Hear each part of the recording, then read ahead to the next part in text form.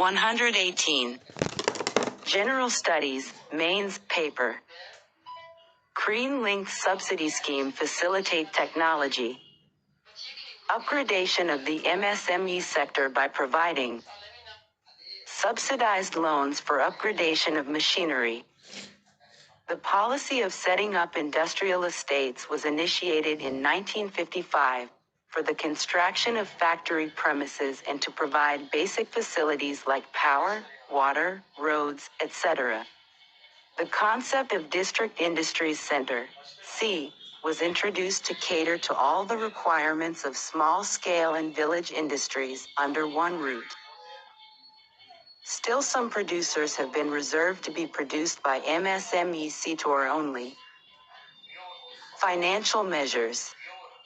Small Industries Development Fund ISIDE, it was set up in 1985 to provide refinance, i.e., finance to the financial institutions in lieu of their lending to SSIs, assistance for development, expansion, modernization, rehabilitation of SSIS. National Equity Fund, NEP, it was set up in 1987 to provide initial capital for setting up of new projects in small-scale sector in the form of equity the shares. Single Window Scheme, SWS, it was introduced in 1988 to provide short-term as well as long-term financial assistance to SSI. IV, Small Industries Development Bank of India, SIDB, was established in October 1989 by amalgamation of Small Industries Development Fund, SIDF, and Natural Equity Fund, NEF. SIDB is the apex financial institution for small enterprises sector. It provides finance to SSI, refinance assistance, and coordinates the activities of other financial institutions for the provision of credit to SSIs. Fiscal measures. Small-scale enterprises having turnover up to *1 crore are fully exempted from the excise duty. Concessional rate of custom duties are levied on import of certain kind of raw materials and components used by SSIS. A recent purchase preference is granted to products manufactured in the small-scale sector in government purchase program. In recent budget, RACs on companies with turnover up to 750 crore has been reduced from 30% to 25%. To provide easy credit to MSME, government in 2018 has launched a 59-minute loan portal to easy access to credit for MSME. Pradhan Mantri Employment Generation Program aims at generating self-employment opportunities through establishment of micro-enterprises in the non-farm sector by helping traditional artisans and unemployed youth. Technical measures. I. Small-scale industries development. Organization, SIDO. It was established in 1954. SIDO provides technical, managerial, economy and market assistance to SSE through its network of extension centers and service institutes. Council for Advancement of Rural Technology, CART. It was established in 1982 to provide technical assistance to rural industries. B. Technology Development and Modernization Fund, IMF. It was set up as the technological upgradation and modernization of the export-oriented units. Schemes, programs for small industries. Under this scheme, the selected lead agencies UDIME Mitras are providing guidance and assistance to the potential entrepreneurs registered with them, in preparation of project report, arranging finance, selection of technology, plant and machinery, marketing tie-ups with buyers, as well as obtaining various approvals, clearances and NGC etc. UDIME Mitras are expected to assist the new entrepreneurs in the establishment and successful running of the enterprise for the first 6 months. The scheme is beneficial to all potential first-generation entrepreneurs in all towns as well as rural areas by encouraging establishment of new enterprises and thereby creating new job opportunities locally. A Udayami helpline, a call center for MSMEs with toll-free number 1-800-180-6763 is in operation to provide information, support, guidance and assistance to first-generation entrepreneurs as well as other existing entrepreneurs.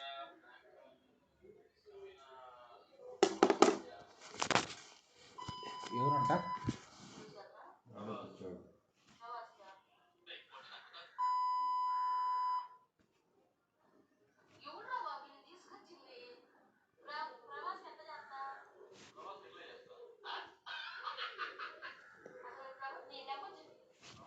Industrial sector.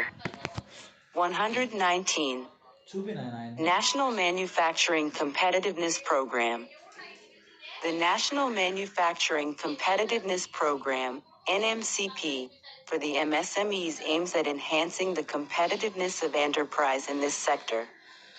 Some components of the NMCP, which have been approved and are available for MSMEs are: Design Clinic Scheme for Design Expertise to MSMEs Manufacturing Sector, Marketing Assistance and Technology, Upgradation Scheme for MSMEs Technology of Quality Upgradation Support for MSMEs, Promotion of Information and Communication Technology, ICT, in MSME sector, setting up mini tool room and training centers under PPP mode, Marketing Assistance, Support to MSES, Barcode, Building Awareness on Intellectual Property, Rights for MSMEs, Scheme for providing support for entrepreneurial and managerial developments of SMEs through technology incubators.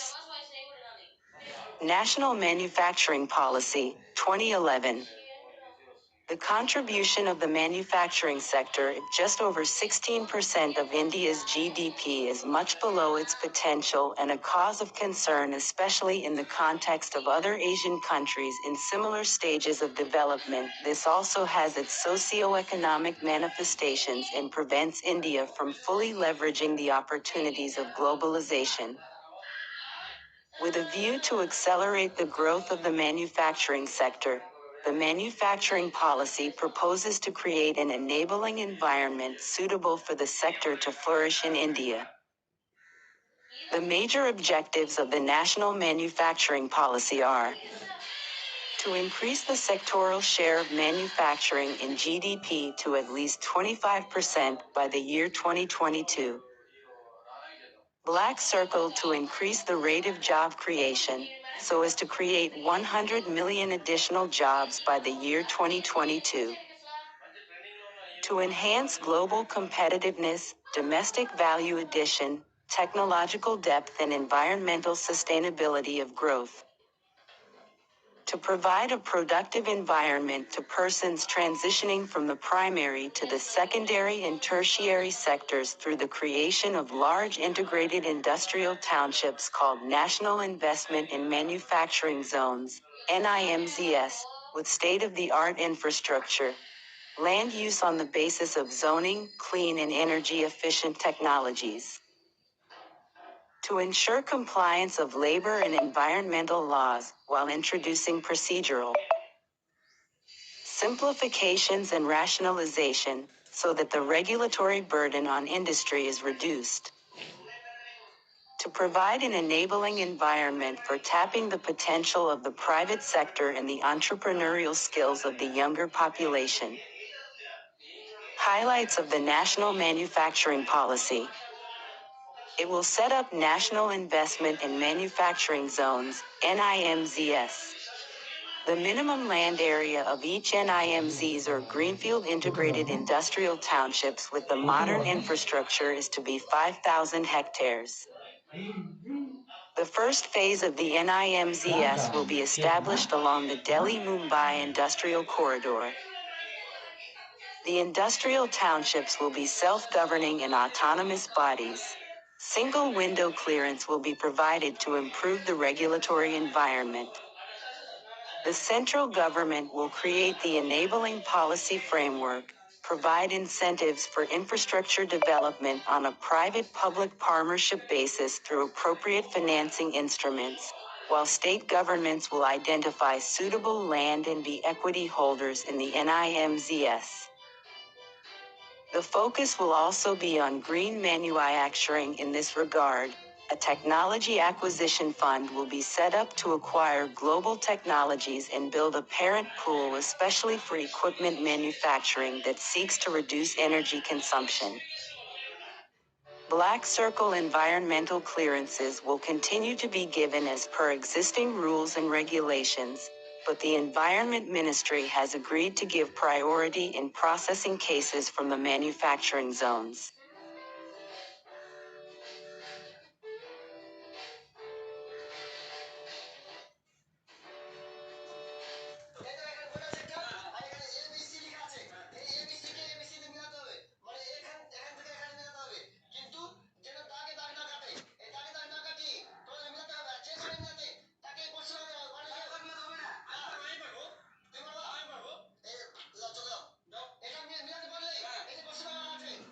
$120. Mudra Bank, 2015. MODRA stands for Micro Units Development Refinance Agency, MIDRA, launched by government in 2015. IR aims to relance microfinance institutions is engaged in lending to MSMFs involved in manufacturing, trading and ACRVICE activities. It will achieve the objective by loving down policy guidelines for MIS registration of MIS accreditation and cutting of MFIA, promoting technology and running a credit guarantee scheme for providing guarantees to INNs. MUDRA would also adopt a Credo Plus approach and take up interventions for development support across the entire spectrum of beneficiary SENINs. Bank will classify its CHENs and will allow them loans up to a fixed amount. Shishu allowed loans up to 50,000. Kishan allowed INNs up to 5 lakh. Fintarun allowed loans up to 7,101 AKH. Startup India, 2016. Startup India is a flagship initiative of the Government of India, intended to build a strong EQ system for nurturing innovation and startups in the country that will drive sustainable economic growth and generate large-scale employment opportunities, since the launch of the initiative on the 18th of January 2016. Startup India has rolled out several programs with the objective of supporting entrepreneurs and transforming India into a country of job creators instead of job seeker. A startup is an enterprise that is initiated by founders around an idea or a prolearn with it potential for significant business opportunity and impact. The government through this initiative aims to empower startups to grow through innovation and design. The scheme covers from digital technology sector to a wide array of sectors including agriculture, manufacturing, social sector, healthcare, education, etc. from existing NERI cities to Tier 2 and Tier 3 cities including semi-urban and rural areas. The action plan is divided across the following areas: samplification and handholding, funding support and incentives, industry academia partnership and incubation, general studies mains, paper I, cottage industries. This type of industry is run largely by family cravers on full or part-time basis. It has negligible capital investment. These are labor-intensive and use locally available materials. There are various types of cottage industries in Ind that includes silk weaving, cotton weaving, carpet mulung, leather works and metal works. Apart from cheap imports, they also faces competition from medium and large industries which uses high-end technologies for production. Government to provide handholding and technical support had established numerous agencies such as All India Handier and Roard and Central Silk Board. Village industries. The industries established in rural area having population below 10,000 and having less than 15.000 as fixed capital investment per worker are termed as village industries. These industries has two major advantage over other industries. Firstly, they are labor intensive, which suits labor surplus country like India. Secondly, there is little requirement of capital. Khadi in Village Industries Commission established in 1957 under Ministry of Micro, Small and Medium Enterprises seeks to plan, promote and facilitate the organization and development of village industries. Index of Industrial Production, IP. The Index of Industrial Production, IP, is an index which shows the growth rates in different industry groups of the economy in a stipulated period of time. The IIP figures are generally seen as important but short-term indicators of performance of industrial activity in a country. The All India IIP is a composite indicator that measures the short-term changes in the volume of production of a basket of industrial products during a given period with respect to that in a chosen base period. It is compiled and published monthly by the Central Statistics Office, CSO, with a time lag of 6 weeks from the reference month. The IIP series in India has been revised from time to time, shifting the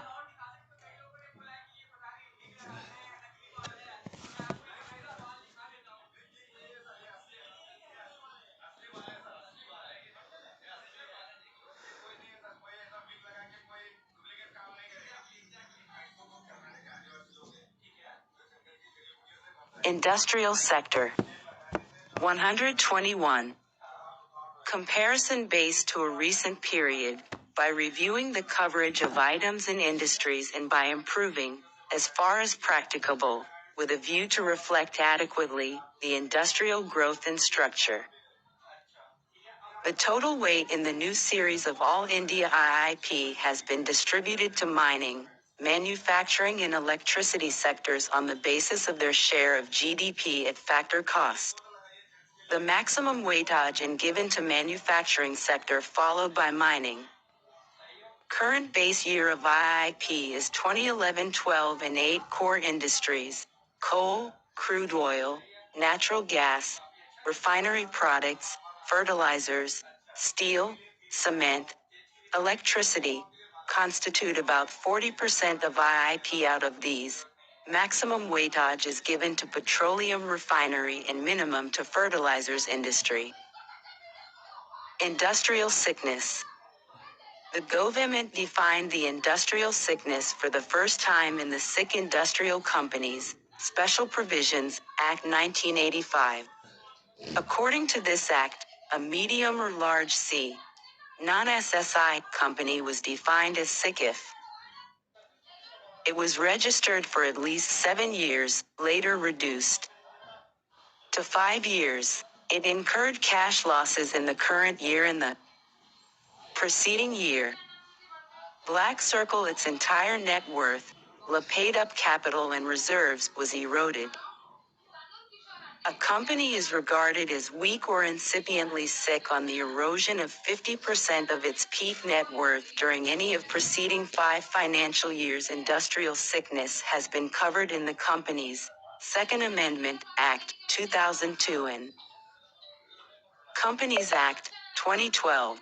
According to Companies, Second Amendment, Act 2002, sick company is defined as one which has accumulated losses in financial year which are equal to 50% or more of its average net worth during 4 years immediately preceding the financial year, or failed to repay its debts within any 3 consecutive quarters on demand made in writing for its repayment by its creditor. Causes of industrial sickness. The causes of industrial sickness can be classified into 2 categories, which are as follows. 1. Internal causes. Internal causes of industrial sickness originate within the unit, so they can be controlled by the unit. These include faults at planning and construction stage, inappropriate plant and machinery, management problems, entrepreneurial problems, deliberate over-exploitation by owners of the UNTI's financial problems, etc. 2. External causes. External causes are supposed to originate outside the unit, so are not under the control of the unit. Such factors include black circle erratic supply of inputs, power cuts, demand and credit constraints, changes in government policies, transport bottlenecks, non-availability of raw materials, labor problems. Sick industrial units have become a prime reason for rise in non-performing assets in Indian banking system. Though 98% of sick units are in small-scale sector, however, these units only account for around 16% of total locked-up bank credit. Rest 84% of the credit is in non-small-scale sector. Revival of sick units.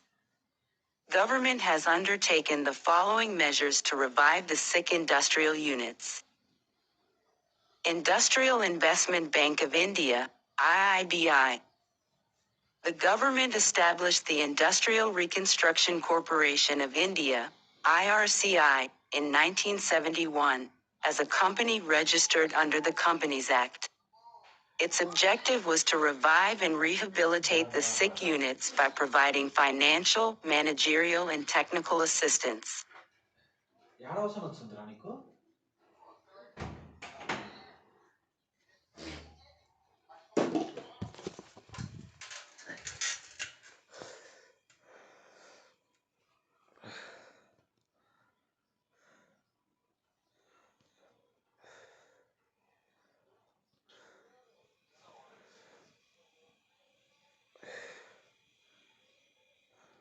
122. General Studies, Mains, Paper I. In 1985, IRC was renamed as Industrial Reconstruction Bank of India, RBI, and was converted into a statutory corporation. Further, in 1997, the 1 rupee was transformed into a full-fledged development financial institution and rechristened as Tustole Investment Bank of India B. Board for Industrial and Financial Reconstruction, BIFR.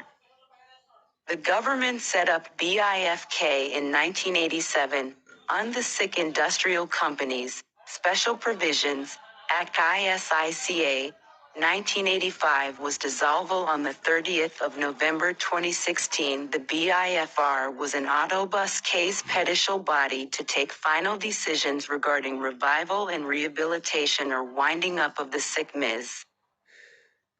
It was mandatory for a sick, weak unit to refer itself to the IFR on receipt of such reference. The board ascertains whether the company is indeed sick. Ill sickness is confined. Use board may allow the company some time to make its net worth positive on its own, prepare revival and rehabilitation package or wind up the unit. National Company Law Tribunal. NCLT. National Company Law Tribunal, NCTT, as a proposed quasi-judicial body which recently got nod from Supreme Court for establishment. NCCT is a significant reform in the framework for resolving corporate insolvency.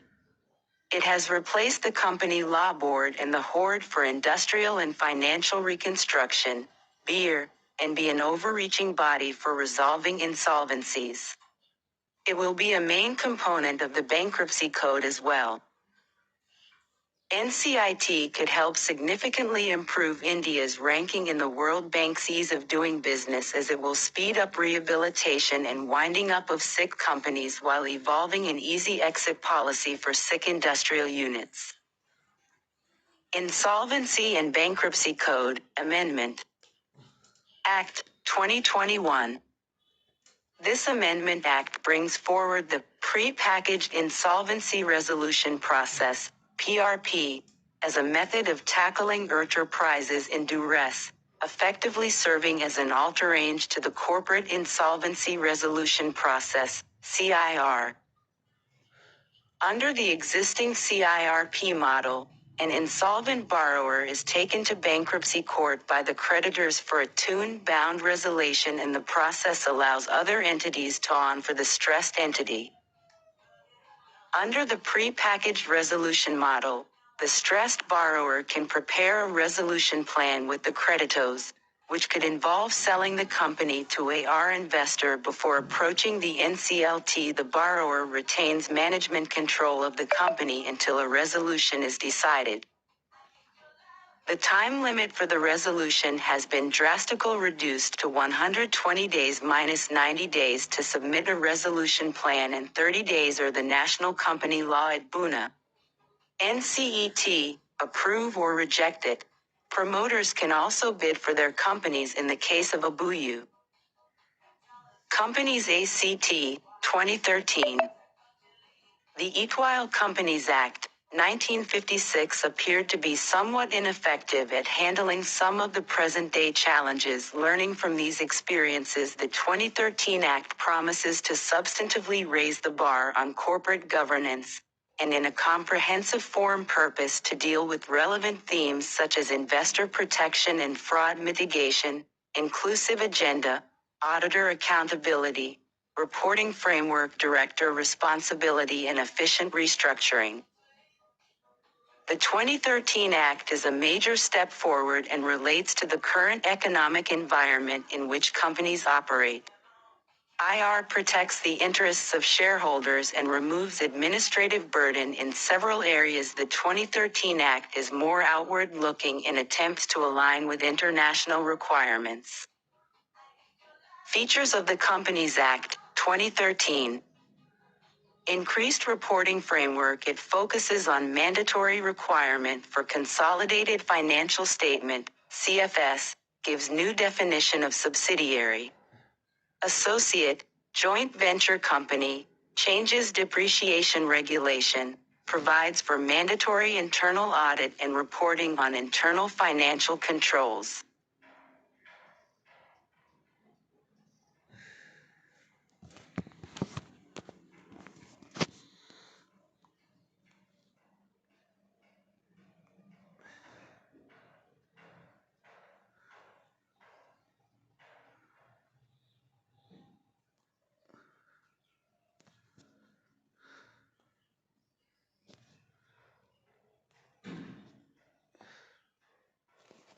Industrial sector.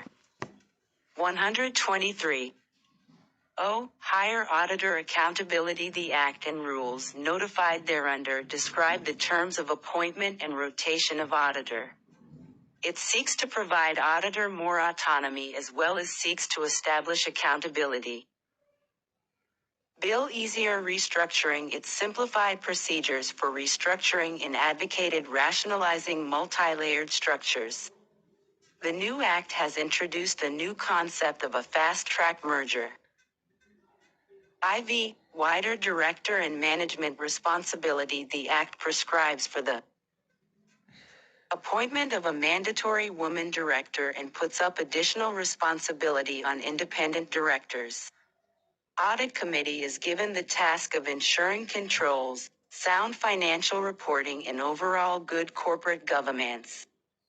Role of the committee includes recommending appointment of auditors and monitoring their independence and performance, approval of related party transactions, scrutiny of intercorporate loans and investments, valuation of undertaking, assets, etc. Emphasis on investor protection. The Companies Act, 2013 has made significant amendments vis-a-vis related party transactions.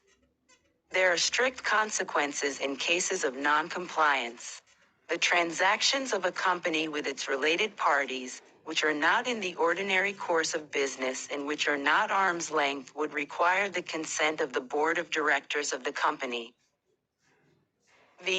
The concept of class action suits empowered shareholders and depositors to take legal action in case of any fraud by the company or if the affairs of the company are being conducted in a manner prejudicial to the interests of the company or its members or depositors. V. Dormant Company. The 2013 Act states that a company can be classified as dormant when it is formed and registered under this 2013 Act for a future project or to hold an asset or intellectual property and has no significant accounting transaction. V. National Financial Reporting Authority, NFRA. The 2013 Act requires the constitution of NFRA, which has been bestowed with significant powers not only in issuing the authoritative pronouncements, but also in regulating the audit profession. X. Serious Fraud Investigation Office, SFIO. The 2013 Act has bestowed legal status to SFIO.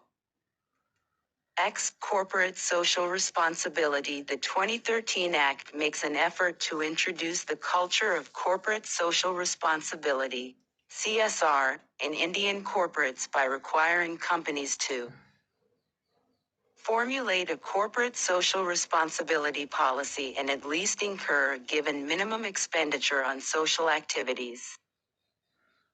The Companies Amendment Act, 2015. The Companies Amendment Bill, 2015 got published in Official Gazette of India on the 26th of May 2015 and known as Companies Amendment Act, 2015. 16 key amendment vide Companies Amendment Bill, 2015 are as follows. Omitting requirement for MMIMUM paid-up share capital and consequential changes.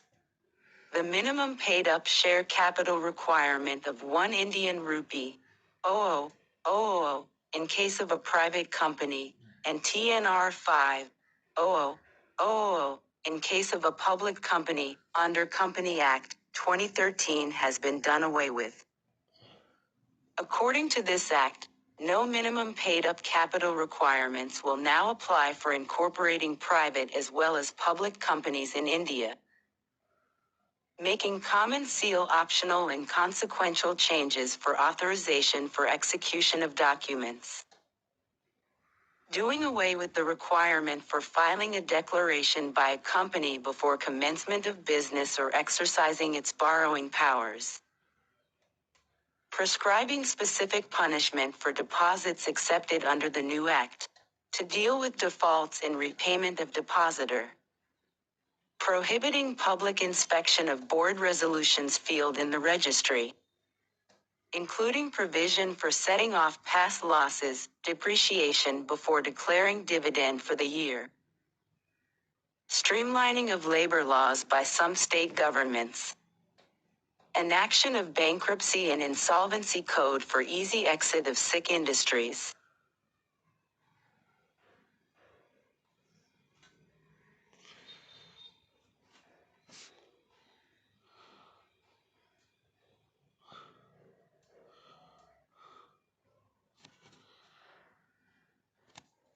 (124). The Companies Amendment Act, 2019. This act was passed with an objective to consolidate and amend various provisions related to the Companies Act, 2013.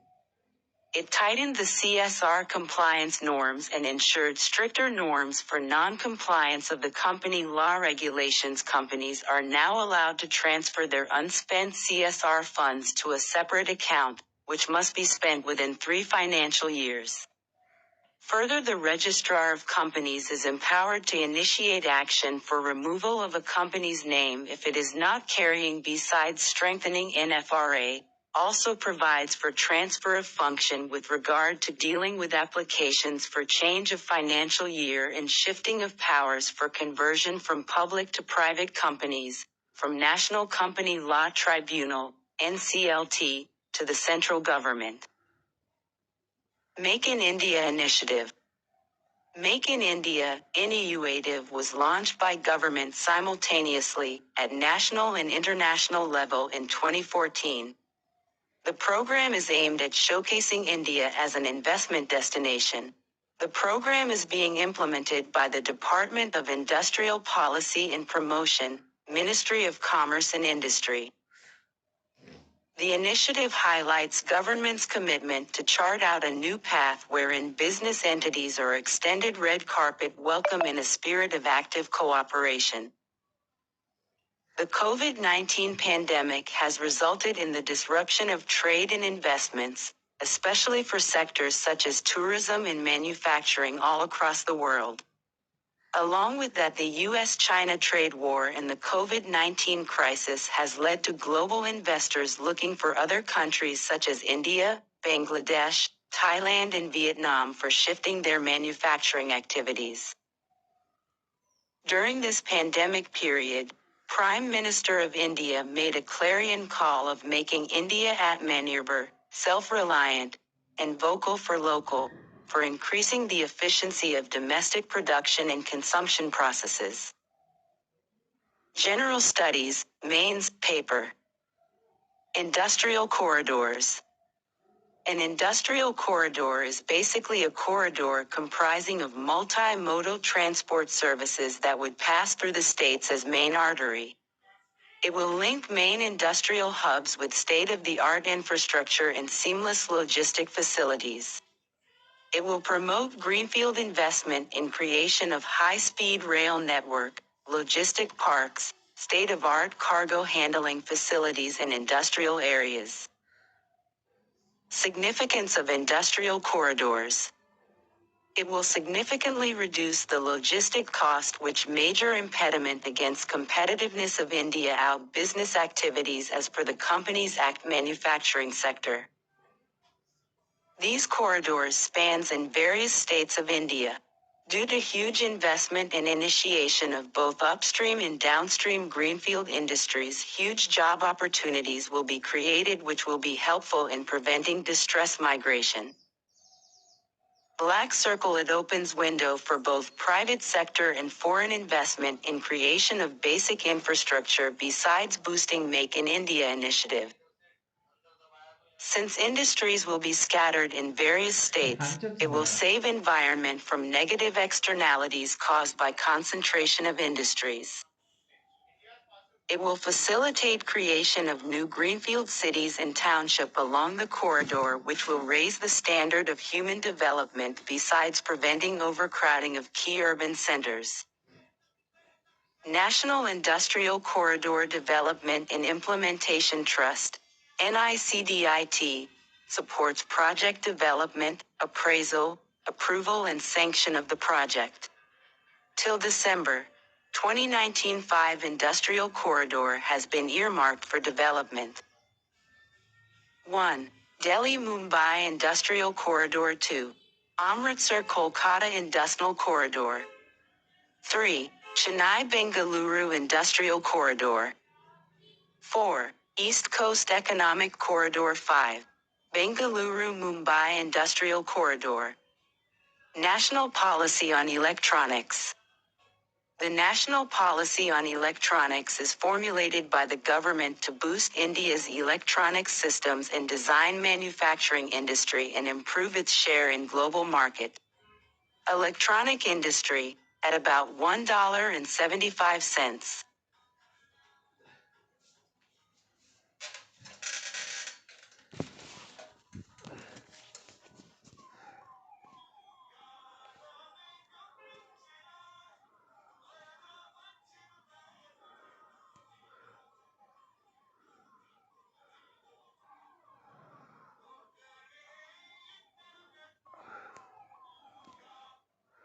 Industrial sector.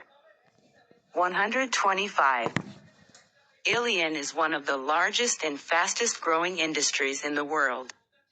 The demand in Indian market in 2008-09 was $45 billion and is expected to be $400 billion by 2020. National Electronics Policy, 2019. The Union Cabinet has given its approval to the National Policy on Electronics 2019, NPE 2019, proposed by the Ministry of Electronics and Information Technology, MeitY. The policy ensures positioning India as a global hub for electronic system design and manufacturing (SDM), by encouraging and driving capabilities in the country for developing core components, including chipsets, and creating an enabling environment for the industry to compare globally. The salient features of NPF 2019 are: create ecosystem for globally competitive ESDM sector promoting domestic manufacturing and export in the entire value chain of ESDM. Provide incentives and support for manufacturing of core electronic components. Provide special package of incentives for mega projects which are extremely high-tech and entail huge investments, such as semiconductor facilities display fabrication. Formulate suitable schemes and incentive mechanisms to encourage new units and expansion of existing units. Promote industry-led R&D and innovation in all subsectors of electronics, including grassroots-level innovations and early-stage startups in emerging technology areas such as 5G, LOT, sensors, artificial intelligence, AI, machine learning, virtual reality, VR, drones, robotics, additive manufacturing, photonics, nano-based devices, etc. Provide incentives and support for significantly enhancing availability of skilled manpower, including reskilling. Special thrust on fabless chip design industry, medical electronic devices industry, automotive electronics industry and power electronics for mobility and strategic electronics industry. Create Sovereign Patent Fund, SPP, to promote the development and acquisition of TPS in ESDM sector. Promote trusted electronics value chain initiatives to improve national cybersecurity profile. The NPE 2019 when implemented will lead to formulation of several schemes, initiatives, projects, etc., in consultation with the CONSMED ministries, departments, for the development of ESDM sector in the country. It will enable flow of investment in technology, leading to higher value addition in the domestically manufactured electronic products, increased electronics hardware manufacturing in the country and their export, while generating substantial employment opportunities. National Mineral Policy, 2019. National Mineral Policy, 2019 replaced the extant National Mineral Policy, 2008, NMP 2008. The impetus to review NMP 2008 came about by way of a direction from the Supreme Court via its judgment in Common Cause versus Union of India and others. The aim of National Mineral Policy, 2019 is to have a more effective, meaningful and implementable policy that brings in further transparency, better regulation and enforcement, balanced social and economic growth as well as sustainable mining practices. The National Mineral Policy, 2019 includes provisions which will give boost to mining sector. Some of the provisions are: introduction of right of first refusal for RP per PETA holders. Encouraging the private sector to take up exploration. Encouragement of merger and acquisition of minting entities. Greater than creation of dedicated mineral corridors to boost private sector mining areas. The 2019 policy proposes to grant status of industry to mining activity to boost financing of mining for private sector and for acquisitions of mineral assets in other countries by private sector. It also mentions that long-term import-export policy for mineral will help private sector in better planning and stability in business.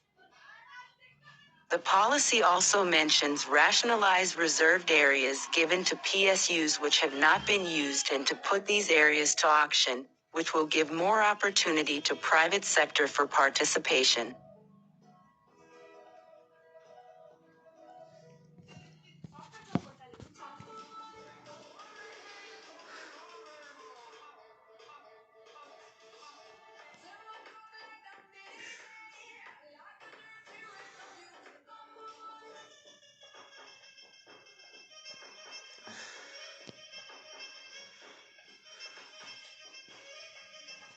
126.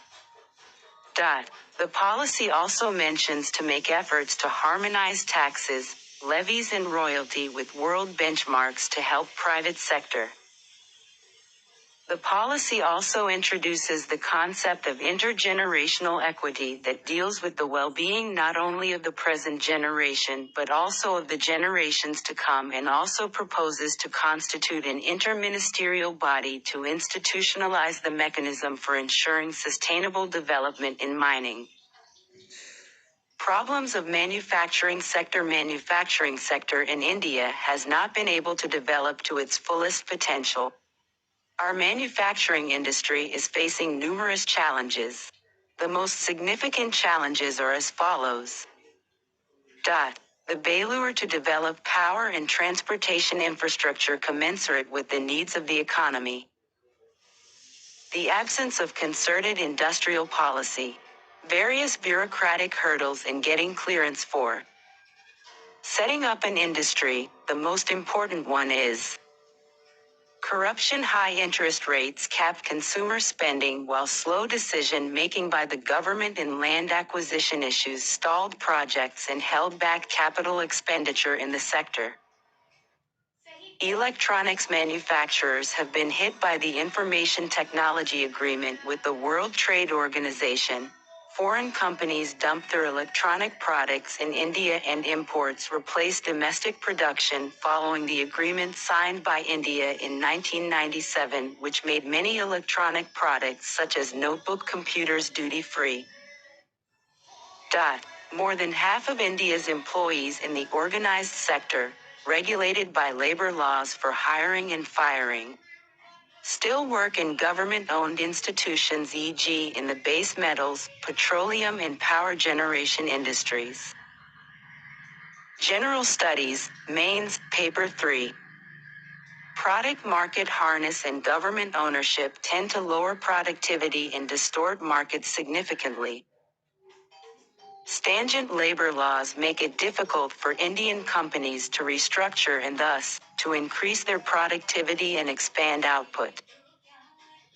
Black Circle GST, environment clearances, cost of money, investment in research and development are the key barriers in improving productivity. The implementation of GST will add approximately 3% growth in the manufacturing sector. Lack of skilled manpower.